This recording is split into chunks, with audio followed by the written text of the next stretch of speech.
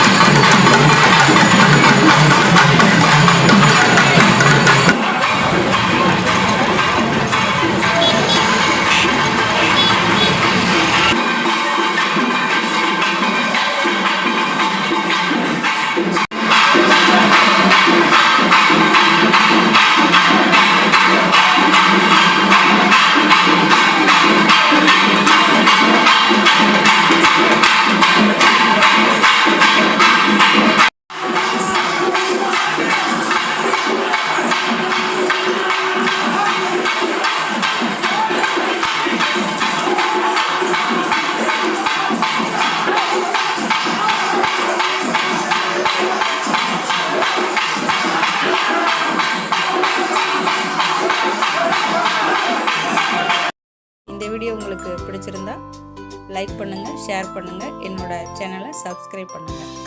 நன்றி நண்பர்களே.